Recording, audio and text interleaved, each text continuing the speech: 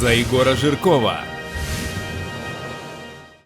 Защита национальных языков и культур – это моя миссия. Языки и культуры коренных народов страны – это достояние нашей России. Считаю, что их сохранение, развитие языков и гармония культур – это основа взаимопонимания и гарантия единства россиян.